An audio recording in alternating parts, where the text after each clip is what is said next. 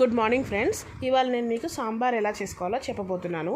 దీనికి మనకు కావాల్సిన పప్పు మామూలుగా మనం మామూలుగా పప్పు ఎలా ఉడికించుకుంటామో అలాగే ఉడికించుకోవాలి కందిపప్పుని.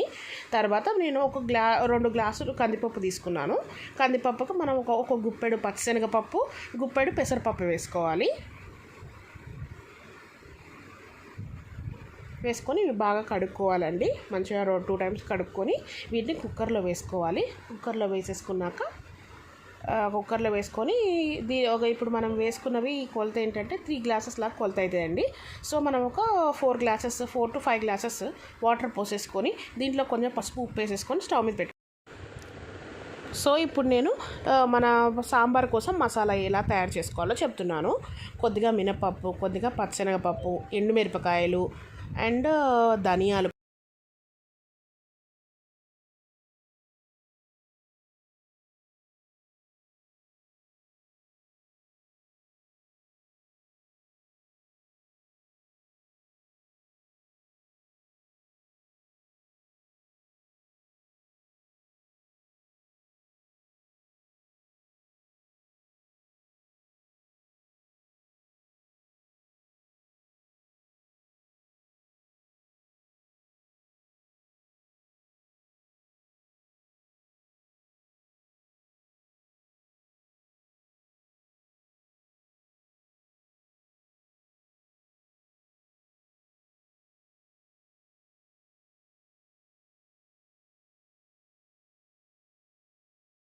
ఇప్పుడు ముందుగా సాంబార్ చేయడానికి మనకి ఏమేమి కావాలంటే ఐటమ్స్: సాంబార్ ఉల్లిగడ్డ అండి, పొట్టు తీసుకున్న సాంబార్ ఉల్లిగడ్డ, టొమాటోస్, పచ్చిమిరపకాయలు, ఆలుగడ్డలు అండ్ నేను క్యారెట్లు వేసుకున్నాను. వంకాయలు 2 ఉంటే వంకాయలు కూడా వేసుకున్నాను.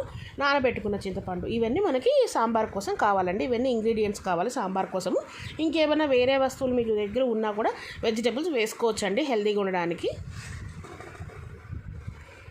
ఇప్పుడు మనకు పప్పు ఉడికిపోయిందండి. చూసారు కదా పప్పు ఎలా ఉడికిపోయిందో. సో ఉడికిపోయిన తర్వాత దీంట్లో నేను కొంచెం ఉప్పు వేసేసేసి పప్పు గుత్తితో మొత్తం నలుపుకున్నానండి. మొత్తం నలిపేసి మ్యాష్ చేసి పక్కన పెట్టుకున్నాను.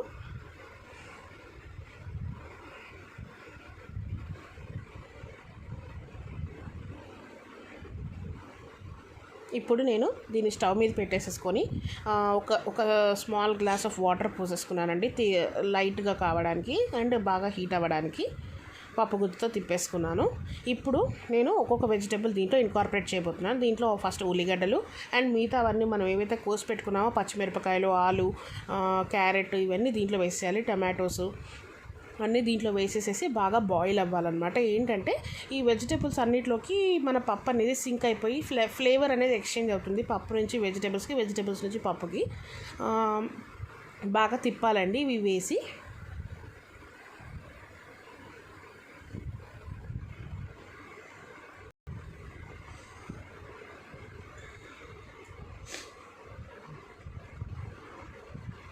కాస్త కరివేపాకు కూడా వేసుకోవాలి ఇదే టైంలో.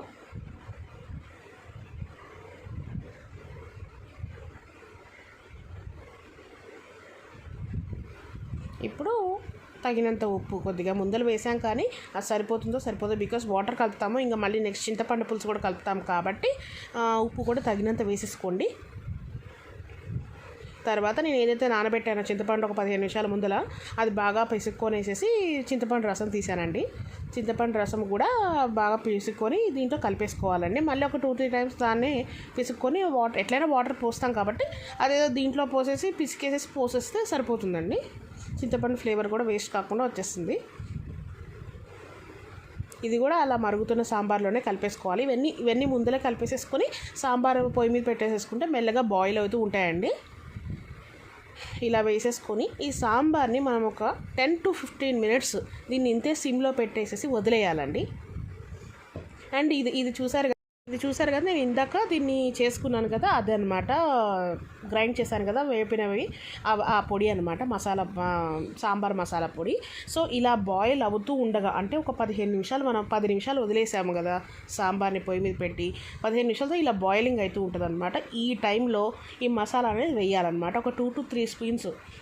ఇంకా మనం కారం వేసుకోవాల్సిన అవసరం లేదండి, ఎందుకంటే దీంట్లోనే కొన్ని ఎండుమిర్చి ఎక్కువ వేసుకోవాలి, కారం ఎక్కువ కావాల్సిన వాళ్ళు వేసేసుకొని తిప్పేసి ఒక 10 నిమిషాలు ఇది ఇట్లా వేసేసేసి ఒక 10 నిమిషాలు దీన్ని బాగా బాయిల్ అవ్వనివ్వాలండి. సో దట్ ఈ మసాలా అనేది మొత్తం కలిసిపోతుంది అనమాట మన దాంట్లో. ఇప్పుడు ఈ 15 మినిట్స్ ఆల్రెడీ మీకు సాంబార్ ఉడికింది కాబట్టి వెజిటేబుల్స్ అన్నీ కుక్ అయి ఉంటాయి. అండ్ ఈ టైంలో మీకు ఏమైనా సాంబార్ థిక్గా అయిందనుకోండి, మీరు మళ్ళీ కొంచెం చింతపండు పులుసు అన్నా లేకపోతే వాటర్ అన్నా యాడ్ చేసుకోవచ్చు అనమాట. దీంట్లో యాడ్ చేసుకొని ఎలాగ ఒక 5-10 మినిట్స్ మీరు ఉడకపెడతారు కాబట్టి సో మంచిగా ఉడికిపోతుంది అనమాట. ఇంతే అండి, చాలా సింపుల్గా సాంబార్ చేసుకోవడం ఇలాగే. ఆడే సాంబార్ రెడీ అండి. ఇంతే. మీరు కూడా చేసుకొని నా కామెంట్ సెక్షన్లో పాస్ చేయండి ఎలా ఉందో. So much for liking, sharing and subscribing my channel.